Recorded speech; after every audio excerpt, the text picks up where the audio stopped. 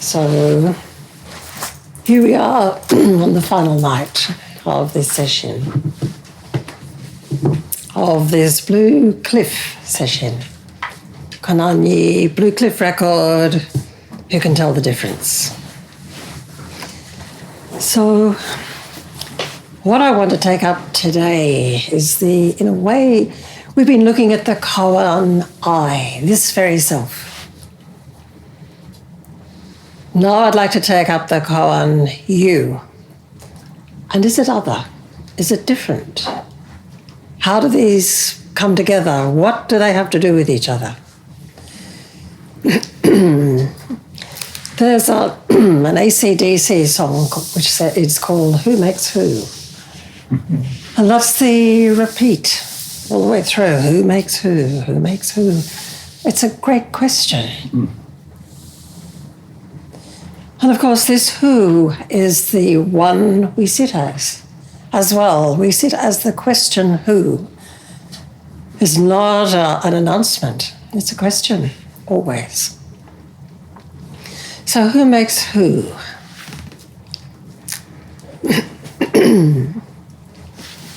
As I mentioned, I think at some point during this session, Satish Kumar, great Indian and English after a time, philosopher, walker of extraordinary peace walks across the earth in different ways, depending on the goodwill of the people he met there. Having nothing, carrying no money, he walked to all of the primary capitals of nuclear arms-bearing nations.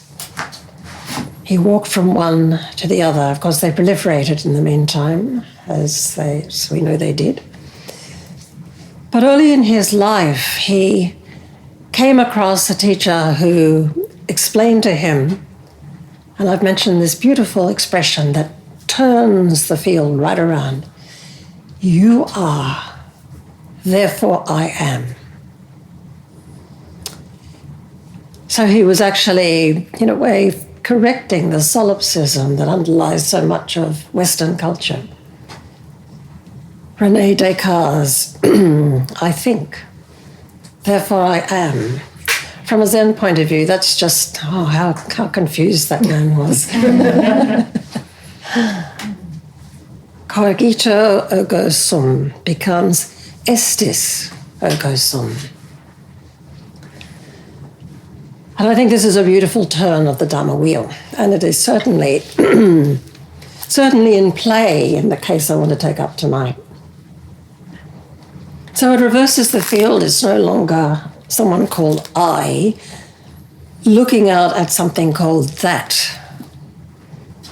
It's now this looking into me, the intimate other, confirming I am. And of course that intimate other is each thing, each particle of matter, each moment, each form, each one of them bearing undivided reality, indivisible reality. So we belong. This is something that's sometimes hard to grant ourselves. We belong completely. But in a way, we have to work our way back to really live all the way back into that reality, that fact.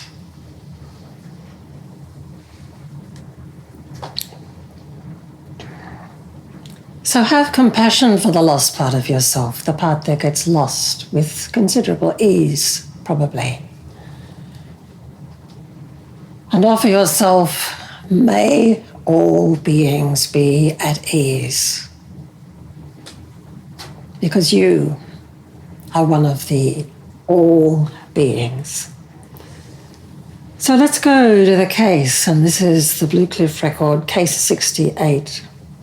So it's a bit of a leap from case 3, but it's worth the leap. And of course, every case is a leap off the Blue Cliff. with empty hands. So, the case, let me read it to you. It's known as Yangshan's What's Your Name? It's also sometimes titled A Great Laugh. Huh. For example. So Yangshan asked Sansheng, what's your name? Sansheng replied, Huichi. Yangshan said, Huichi? That's my name. Sansheng said, my name is Huiran. And Yangshan roared with laughter. And that laughter is rolling through the whole of this case when you look closely. And of course, we can't say anything about it. What can you say about laughter? What would you like to say about laughter? Thomas Hobbes had something to say. He called it our sudden glory, because it throws us beyond ourselves. We're no longer confined in the suffocating skull that we looked at last night. So before I go to the case in detail, let me give you a little bit of the personnel for this joyful, playful, accept all offers kind of case. Probably one of the most playful and joyful cases in the Blue Cliff record. So the personnel, Yangshan Huiji, his name is in full. When he was encountering Sansheng in this particular case, or moment, he hadn't yet become Yangshan. And he hadn't yet become a mountain, because Yangshan means the mountain called Yang. So Yangshan. He had not yet become a teacher. He was, however, a descendant of Guishan, that is, a Dharma heir of the great Guishan. He would also be a contemporary of Matsu in his dates, 807 to 883. So a little bit about his interchanges with Guishan. When he arrived at Guishan's place for the first time, Guishan asked, as a novice, do you have a master or not? Huiji said, I have one. Guishan said, who is it? And then Huiji walked from west to east and then stood still. It said that Guishan realized this was an unusual youth. Another translation sees him as a marvelous youth. So what is it about walking from west to east that somehow completes the question? Do you have a master or not? I have one. Who is it? There it is, the who, the who. What does the who look like in Yangshan's case as he walks from west to east? One of the things about walking from west to east is that it goes against the turn of the earth. It is an upside down kind of move. It's not going from east to west, birth to death. It undoes that, turns it around. And there's a kind of sense of there being, in this west to east movement, one great expansive matter. And it can't be kept separate. No part of it is separate. It's one continuous revelation or mistake. And then he stood still. And the standing still, too, it's very contained. It's complete. It's unfussy. It doesn't have any kind of elaboration going on at all. That standing still, is that not a little like the receptive, open, not no mind itself? Standing still, gathering intelligence, not putting anything in front of the moment. Purely being, singular being.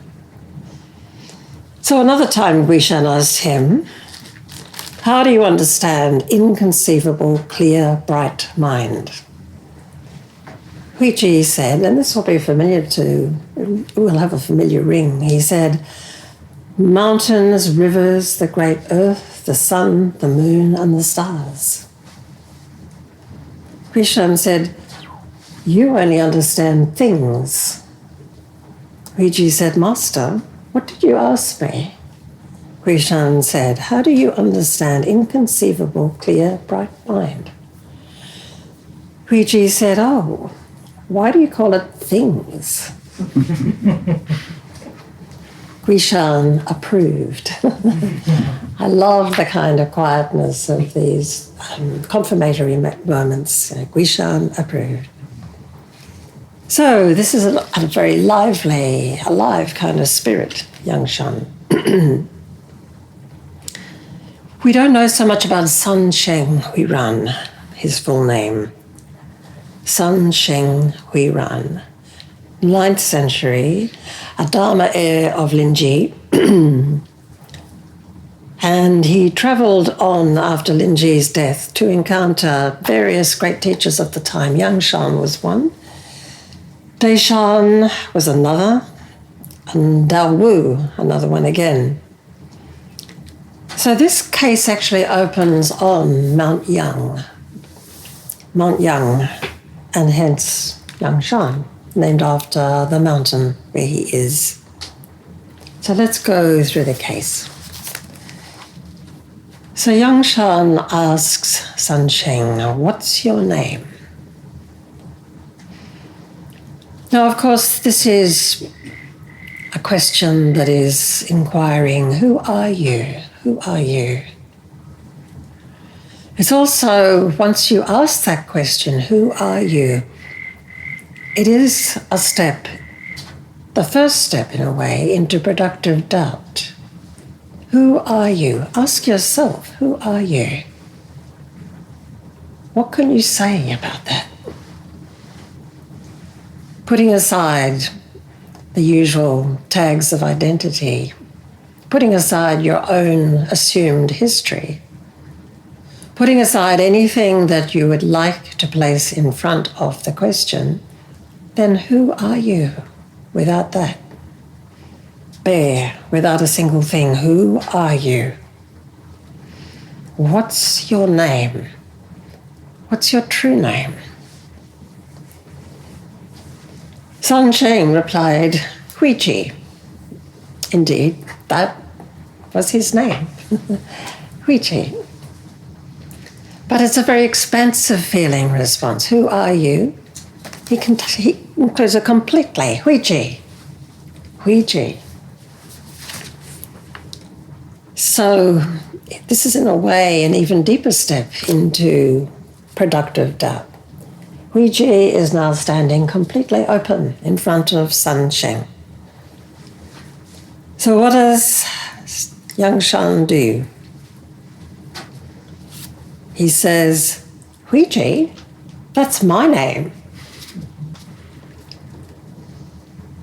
So this is a lovely kind of turn of the Dharma wheel, a twist in the moment. Actually, it's a deep reception of Huiji. Huiji, that's my name. So from one point of view, it's you are not other than me. It's also not unlike what is attributed to the Buddha, the words of the Buddha. I am alone in all the universe, above the heavens, beneath the heavens. Only I am. Do you see that Yangshan has folded Huiji completely in, included him completely? Cannot tell the difference, cannot look for the difference. Sun Sheng then comes back with, my name is Huiran. So his name is, at that stage, is Huiji Huiran, a little like a surname or a family name. are very much a karmic identifier. My name is Huiran. So there's a comeback in the form of I am, and you'll never see one like me again. Unreplaceable, unrepeatable, like each of us. So what happened next was Yangshan roared with laughter, with great laughter, with joy. You know, this is self-dissolving delight right throughout the entire koan. One of the ways we used to have the dedication to the entirely and meticulously overlooked enlightened women of our tradition as all the unknown women, generations of enlightened women. And I always took great pleasure in the idea of unknown women. What a great thing to be. You know, to feel into the amplitude of that, the depth of that. Not pinned like a butterfly to a wall in a glass case. The unknown women. And if you look carefully, you'll find your own lineage of ancestral unknown women whose love itself is that unknown quality. The unknown quality is the source of that love itself.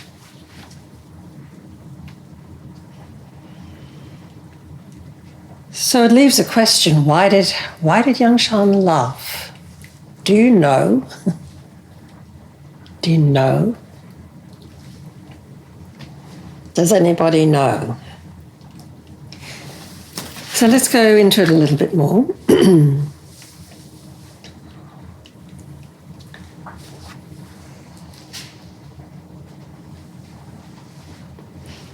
We spoke this morning about orderly consciousness. You could probably pop that in here and say that orderly consciousness sees each clearly and cannot tell them apart. Both and. And I really want to celebrate and even venerate the playfulness, the imaginative flow in this case between these two. And I want to do that partly because it's not a commonplace to speak of the imagination in a Zen context. Yes, we speak of play, but what is play without the imagination? Not only that, what is the rich play of our practice without noticing how we slip between identities when you stand before some of those great trees on the walk and they look back and address you. Who makes who? Who is who? Where is the identity slipping there? How beautifully we overlap. We swap identities. We are not restricted. This is the gift of human consciousness, one of the great gifts, that we can play with our lives all the way up to our death. So I want to venerate this. It was such a very important part of my own childhood that I had a sister with whom and in whose company anything could happen. We could make any reality appear. And we had wonderful ones that I speak about somewhere in Upside Down Zen when I spoke of her loss to me.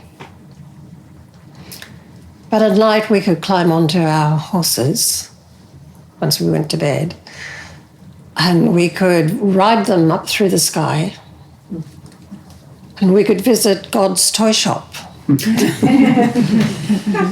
They were marvellous. Yeah, we could have anything we liked there, by the way. It was completely open to us.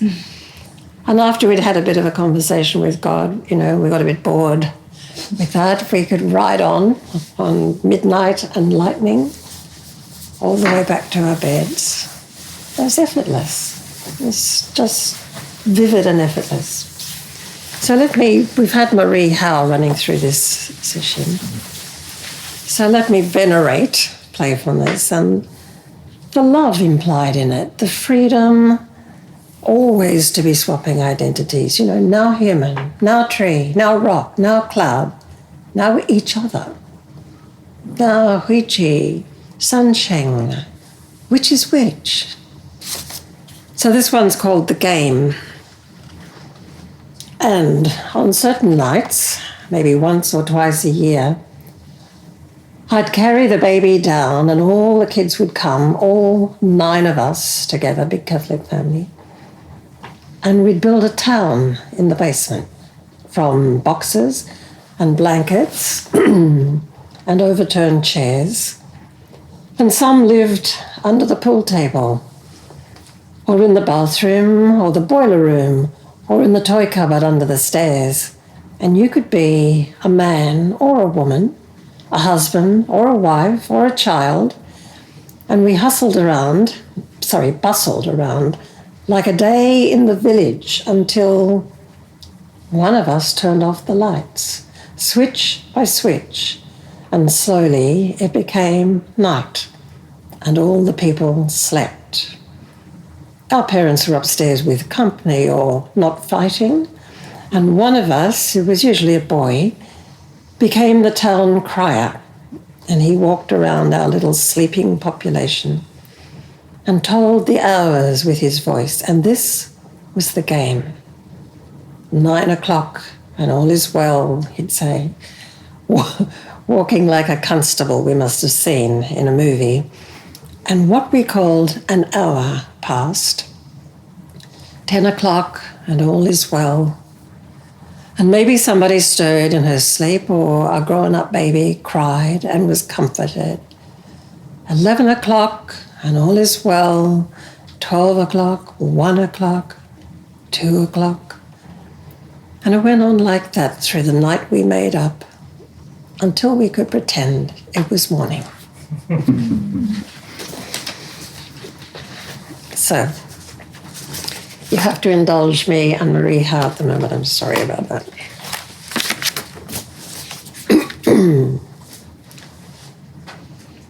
So, there's an old saying, we are born on the same stem, but we do not die on it. Born on the same stem. Can you feel for that in Huichi? That's my name.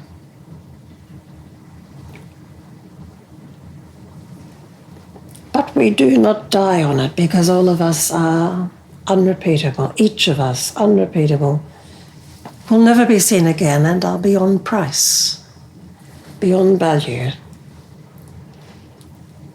We do not die on it. The individual quality of each extraordinary form in this universe is impermanent and yet born on the same stem. What is that stem? What is the stem? That's what we're here to explore endlessly, that one stem.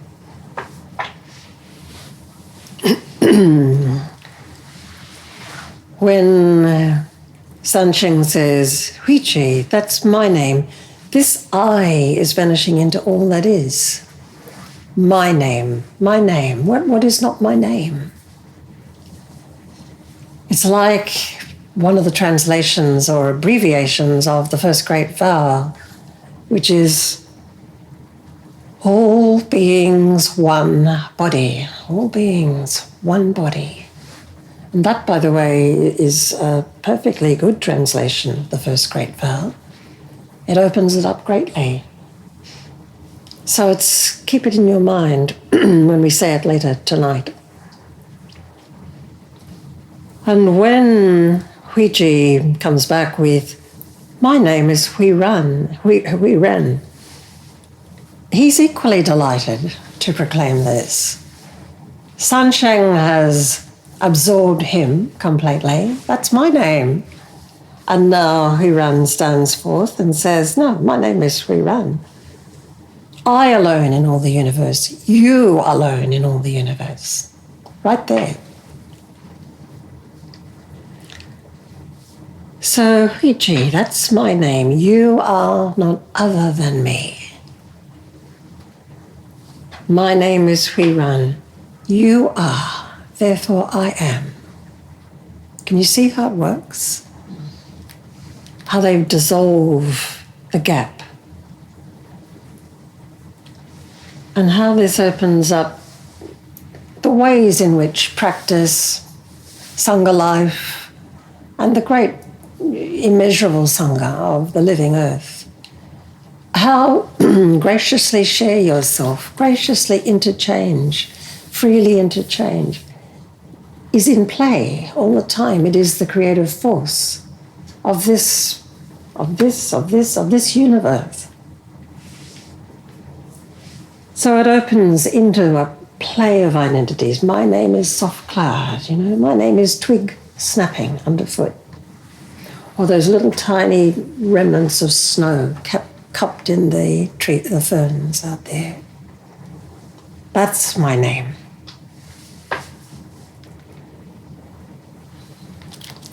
Somewhat related case, not in this collection for the first time, stepping outside it,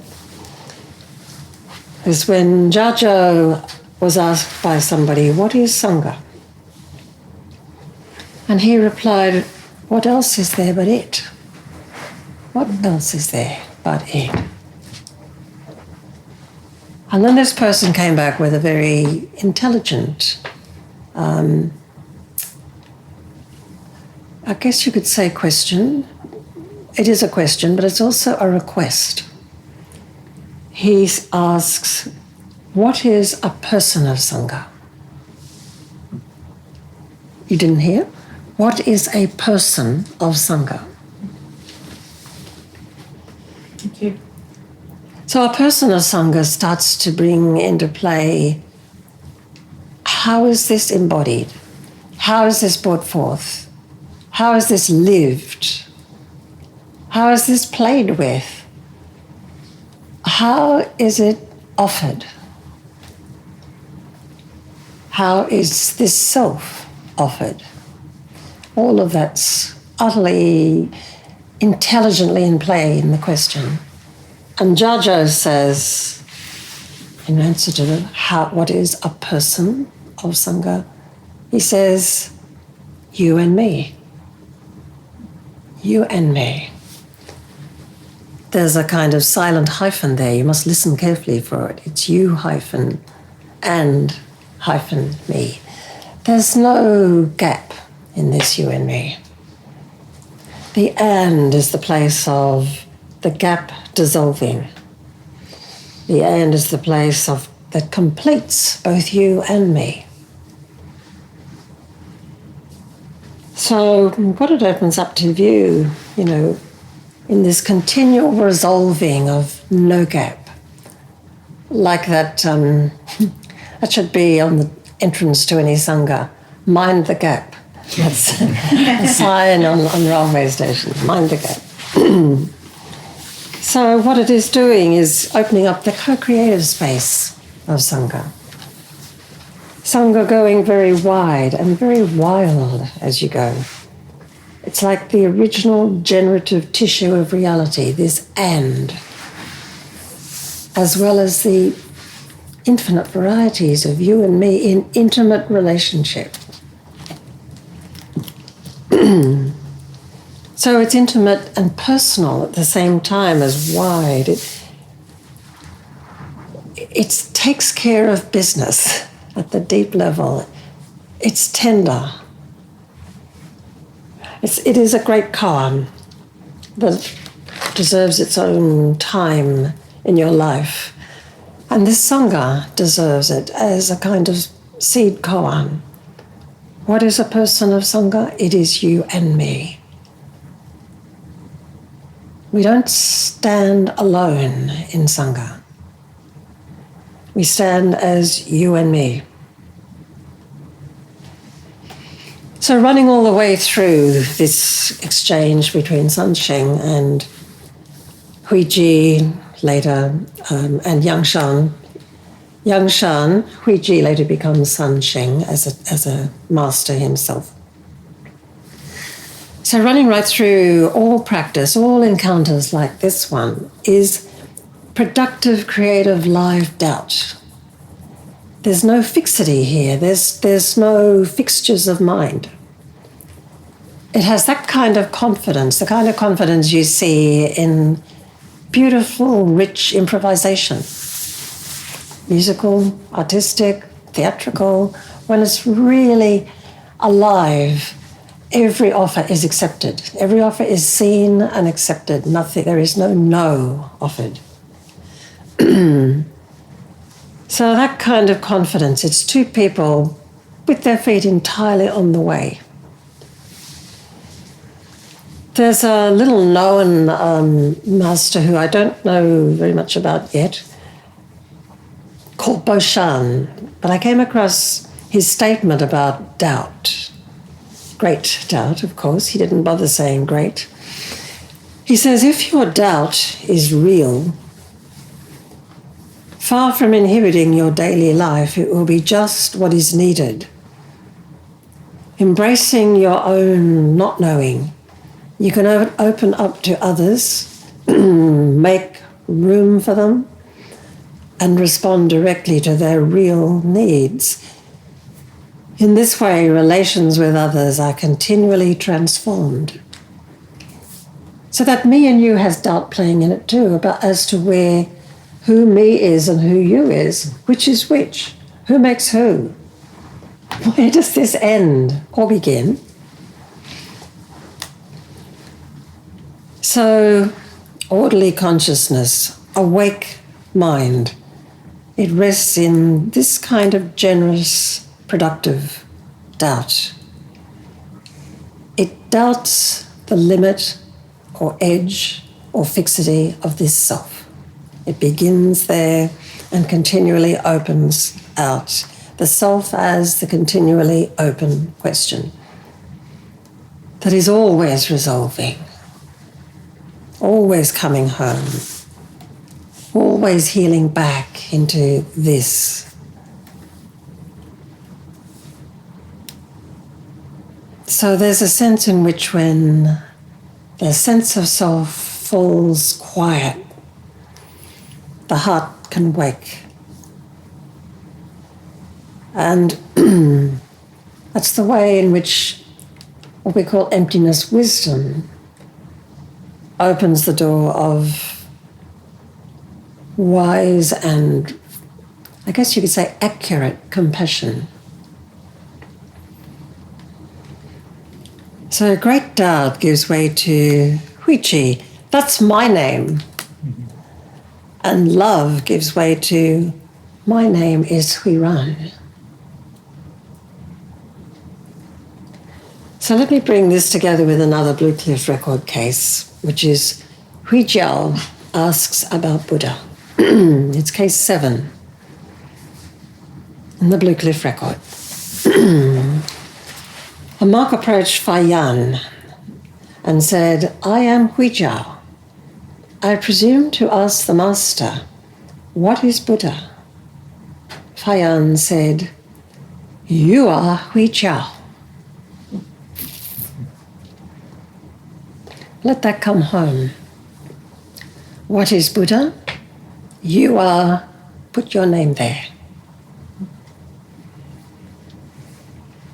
So what you seek, Buddha, awakened consciousness, is exactly who is seeking.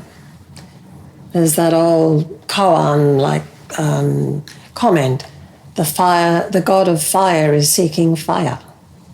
The god of fire, carrying nothing but fire, is seeking fire. Do you see? So what you seek is who is seeking. It's this very one. And there's no way into this, there's no way out of this. Which takes us back to the fundamental koan. What is this self?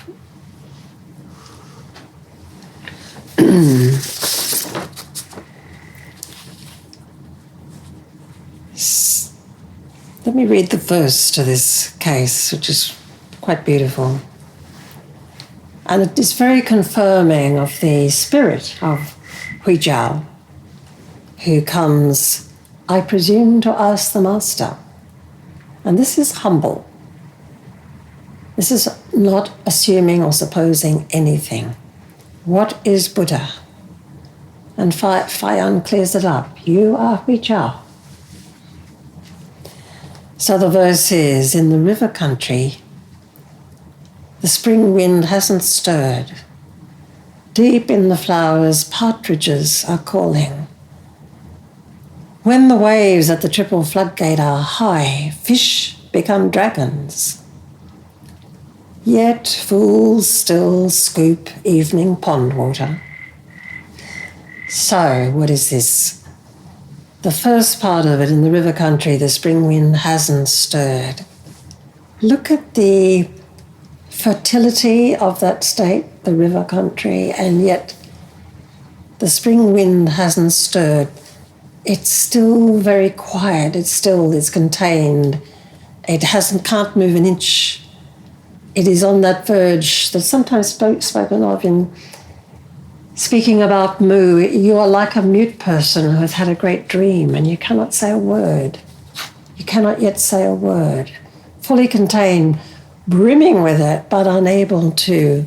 And also knowing that you cannot name it. You cannot set it out in explanatory words. The spring wind hasn't stirred, but it's there. It's there. Deep in the flowers, partridges are calling. This is the constant. Listen for it, the call of everything, urging you to hear the subtle tone, the call, the tune of your own self-nature.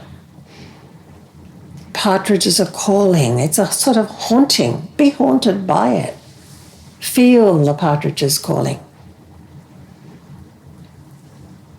Then the verse says, when the waves at the triple floodgate are high, fish become dragons. This relates to the old understanding that mere fish, when they went over the great gate, and we know all about Dharma gates, those fish become dragons instantly. Fish become dragons. They go over the triple floodgate and become dragons. And then Suedo laments that yet fools still scoop evening pond water. You know, that might be something like, what is Buddha? I've heard about this. I need to find the right book. I'll look it up.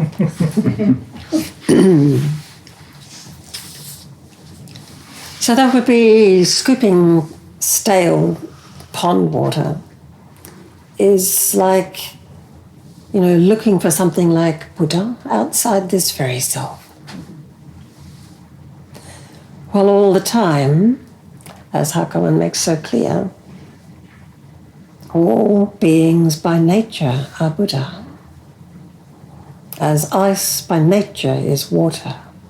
Ice may be its momentary form, but it is water, one seamless matter, no gap.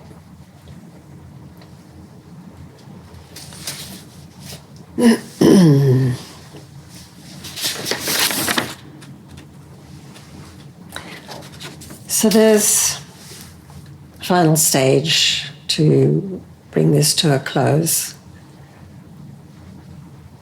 And that is, just check the time, yeah, I'll do that. I'd like to go to Marie Howell's poem, Singularity. Now, she wrote this in response to a request to honour Stephen Hawking. And it's become a kind of runaway success, this poem. It's repeated everywhere. And I think you'll hear if you listen carefully, you'll hear a great deal of what we've been touching on throughout the session in different ways. So this is her poem. Do you sometimes want to wake up to the singularity we once were? So compact, nobody needed a bed or food or money. Nobody hiding in the school bathroom or home alone, pulling open the drawer where the pills are kept. For every atom belonging to me as good belongs to you. Remember? There was no nature, no them, no tests to determine if the elephant grieves her calf or if the coral reef feels pain. Trashed oceans don't speak English or Farsi or French. Would that we could wake up to what we were when we were ocean, and before that to when sky was earth, and animal was energy, and rock was liquid, and stars was space, and space was not at all, nothing. Before we came to believe humans were so important, before this awful loneliness. Can molecules recall it? What once was, before anything happened? No I, no we, no one, no was, no verb, no noun, only a tiny, tiny dot brimming with is.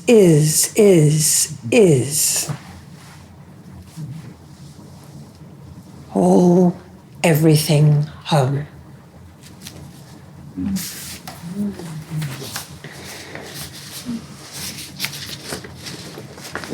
So that tiny dot brimming with is.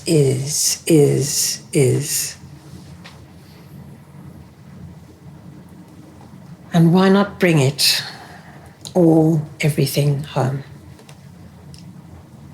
That's what we're here for. On every level, that is what we're here for. Thank you for your trouble.